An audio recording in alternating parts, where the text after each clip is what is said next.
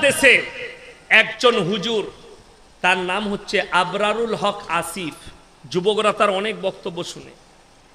ঠিক বললাম না ভুল বললাম? হ্যাঁ, যুবকরা চিনে। এই হারামখোর সমাজটাকে বরবাদ করছে। কিসের দ্বারা? মানুষকে জিনা করার জন্য প্রমোট করছে।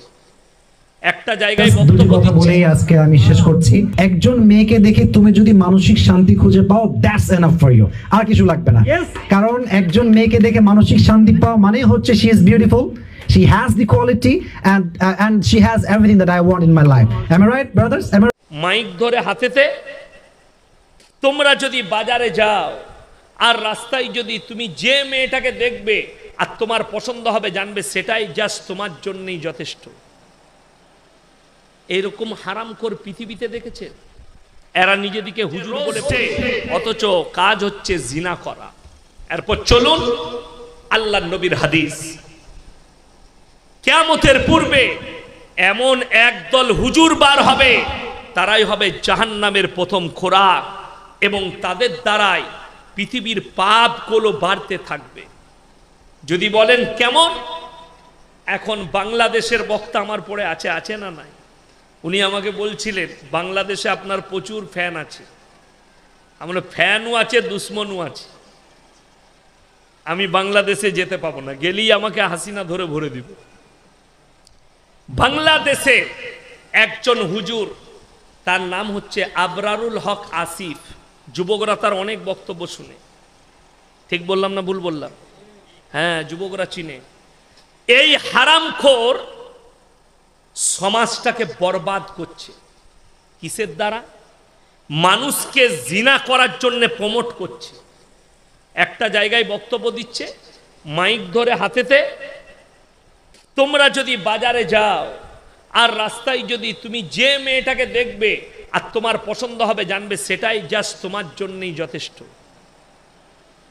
এরকম হারামখোর পৃথিবীতে দেখেছে। এরা নিজেদিকে হুজুর বলে পরিচয় দিচ্ছে। আমি কোরআন শোনাবো, গল্প গুজব করিনি, শুনেলেন। এরা বলছে যেটা আমি উত্তর দিয়েছি, রাস্তায় যদি তোমার মা বাজারে যায় আর আমার যদি পছন্দ হয়, তোর মায়ের সাথে আমার বিয়ে দিবি? কথাটা বুঝতে পারেননি? মানেটা তো ওইটাই দাঁড়াচ্ছে। শুনেলেন, ইসলামী শরীয়ত এটা বলে না। এটাকে প্রমোট করা এই ধরনের হুজুরদের দ্বারাই জাহান্নাম উদ্বোধন হবে। যদি বলেন কোরআন, ইন্নাল্লাযীনা ইয়াকতুমুনা মা আনজালাল্লাহু মিনাল কিতাব ওয়া ইয়াশতারুনা বিহি সামানান কালীলা উলাইকা মা ইয়াকুলুনা ফি বুতুনিহিম ইল্লান নার। সর্বপ্রথম তো এই হারামখোরকে বোঝা উচিত যে মেয়েরা তোমার সামনে বসে আছে, কি করে বসতে পারে? এই জলসায় যদি আমার সামনে মেয়ে বসান, আল্লাহর কসম করে বলছে, আমি শওকতের বেটা গর্দনটা চলে গেলেও আমি বায়ান করব না। আমি মালদায় গেছি, ছোট্ট পাড়া ঘেরা দিয়েছে, ওইদিকে মেয়ে এইদিকে ছেলে। আমি বললাম তাড়াতাড়ি ঢাকো। আমাকে দাওয়াত দিলে নারী দিকে ঢেকে দিবে, এটার নাম ইসলাম। কোরআনের সবথেকে ডেঞ্জার বলা হয়েছে, ওয়ালা তাকরাবুজ জিনা ইন্নাহু কানা ফাহিশা ওয়া সাআ সাবিলা। ব্যভিচার করা তো দূরের কথা, যে রাস্তায় ব্যভিচার হয় সে রাস্তার ধারে পাশে যেও না। আমি ওই বক্তার বায়োডাটা বার করলাম, দেখলাম লুচ্ছা বক্তা। এরা জিনাই লিপ্ত আছে, এদের মধ্যে আমালিয়াতের কোনো জায়গা নাই, আমল নেই। বড় কষ্ট লাগে। আর একটা বক্তা দেখলাম, সে আবার সবারই নকল করছে। কি বুঝলেন? সে বলছে তোমরা ইচ্ছা করলে গার্লফ্রেন্ডকে গিফট দিতে পারো, ঈদেতে জায়েজ আছে। গার্লফ্রেন্ড বয়ফ্রেন্ডকে জায়েজ আছে। হারামখোর তোদের মতো মৌলবীকে যদি পায়, আমি যেদিনে বাংলাদেশ ঢুকতে পাবো সেদিনে তোদের গোষ্ঠী উদ্ধার করে ছেড়ে দেবো। আমি খালি বাংলাদেশে ঢুকি একবার, তারপরে বুঝবি তোরা মজা। তোদের মতো বক্তাকে কিভাবে ছিলতে হয়। তাকিয়ে দেখ, ভারতে কতগুলো মৌলবীকে ছুট করিয়েছে আর ছুটে বেড়াচ্ছে, আর আমাকে স্টেজে গাল দিয়ে বেড়াচ্ছে। না তাদের আখলাক আছে, না আমল আছে, না চরিত্র আছে। গার্লফ্রেন্ড, আল্লাহর কসম করে বলে যাচ্ছি, কোন মৌলবী যদি প্রমাণ করাতে পারে গোটা মেদিনীপুর জেলায় যে শরীয়তে গার্লফ্রেন্ড আর বয়ফ্রেন্ড জায়েজ আছে, আমি ইয়াসিন সেই মৌলবীদের জুতোর মালা পরে ক্ষমা চেয়ে বাড়ি যাব। একটা মৌলবী যদি প্রমাণ করাতে পারে ইসলামী শরীয়তের পরিভাষায় গার্লফ্রেন্ড আর বয়ফ্রেন্ড ভাষাটাই হারাম ভাষা, নাজায়েজ ভাষা, জিনা করার ভাষা, বড় কষ্ট লাগে।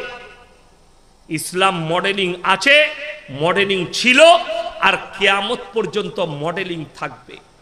আল্লাহর কসম, আল্লাহ বললেন, হে নবী বলে দাও, যে রাস্তায় জিনা হয় সে রাস্তার ধারে পাশে তোমরা যাতায়াত করবে না।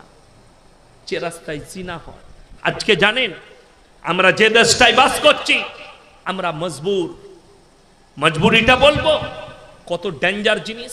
আপনারা বলুন, আমাদের মতো আলেমের সম্মান আছে না নাই? কথা বলে না?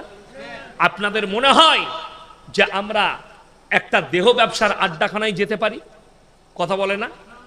যেতে পারি? পারি না। শুনেলেন তাহলে গল্প শোনাই, একদম সত্য ঘটনা। পুরুলিয়া ডিস্ট্রিক্ট জলসা করতে গেছি, 5 বছর আগেকার ঘটনা বলছি। বর্ধমান আসানসোল পার করে দামোদরের ডিসেল ঘর ব্রিজ পার করে আমি গেছি হরিহর পাড়া বলে একটা গ্রামে, পাড়া থানায় জলসা করতে। রাত 1:30টায় জলসা শেষ করলাম। আসানসোল টাউন পার করছি 2:30 থেকে 3টের সময়। আমি টুপি খুলে গাড়ির সিট ফেলিয়ে ঘুমাচ্ছি। আর আমার যখনই আসানসোলের নিয়ামতপুর বলে একটা জায়গায় দেহ ব্যবসার আড্ডাখানা আছে, ওটাকে লচিপুর বলে, কিন্তু রোডের গায়ে সেটা আছে। আমি পেরিয়ে চলে আসছি, কোনো পুলিশের গাড়ি, প্রশাসনের গাড়ি আমাকে ডিফার দিয়ে দিয়ে আসছে। আমি বুঝতে পারি, আমি ঘুমুচ্ছি। ড্রাইভার আমাকে উঠুলে, হুজুর পেছনে ডিফার দিয়ে পুলিশ আসছে, মনে হচ্ছে যেন দাঁড়াতে বলছে। আমি দাঁড়াবি না, একবারই গিয়ে বাইপাসে হাই রোডে দাঁড়াবি সিগন্যালে। আমি টুপি লাগিয়ে বসে গেলাম। আমি গিয়ে যখন সিগন্যালে হাই রোডে উঠবো, NH2 দাঁড়ালাম, সামনে এসে গাড়ি লাগিয়ে দিল। পুলিশ নেমে এলো 2 জন, আমি ভেতরে আলো জ্বালালাম। যখনই গাড়ির কাঁচটা খুললাম, হুজুর আপনি? হ্যাঁ আমি ওই জায়গা থেকে আসিনি, আমি জলসা করে আসছি। আমি তাদেরকে বললাম, ভাই 2টো কথা বলা যাবে? স্যার বলুন। আমি বললাম, আচ্ছা ওখানে ঢুকলে যদি গুনাহ হয়, আপনাদের পরিভাষায় ওটা নোংরা জায়গা, ঠিক কিনা? কথা বলেন। তবেই তো আটকাচ্ছে যে ওখানে কেন গেলি? আমি, স্যার গেটটাই যদি তালা মেরে দেন, কেউ যদি না ঢুকতে পারে, তাহলে আর আপনাদের দরকার পড়বে ডিউটি দিবা? তিনি উত্তর দিলেন, ভাই সরকার রুলস করেছে, লাইসেন্স দিয়েছে, আমরা কি করব? কষ্টের বিষয়। আমাদের মতো মৌলবীকেও আটকাতে হয়েছে প্রশাসনকে, যে পাছেও তারা এই গাড়িটা ওখান থেকে আসছে নাকি, কেন? এদের কাছে পয়সা আদায় করব। যাই হোক, তাদের সরকারি রুলস আছে, তারা আদায় করবে, ওটা আমার অভিযোগ নেই। খালি আমি বুঝাবার লেগে বলছি, শুনেলেন? খুব সাবধান, এই ধরনের মৌলবীদের বক্তব্য শুনবেন না, যেটার দ্বারা আপনার আকীদা নষ্ট হবে, ইমানের খাতরা হবে। যারা জিনার থেকে সমাজকে ঢেলে দিচ্ছে, যারা মডেলিং এর যুগ দিতে চাইছে, আল্লাহর কসম কোরআন মডেলিং ছিল, আছে, আর কিয়ামতের সকাল পর্যন্ত মডেলিং থাকবে। কষ্টের বিষয় তো বুঝি না। মুসলমান মনে করেছে যে অবাধে এগুলো চলবে, তা না হলে মুসলমান কি করে 1 জানুয়ারি পালন করতে পারে? মুসলমান কি করে কেক কেটে নিজের ছেলের জন্মদিন পালন করতে পারে?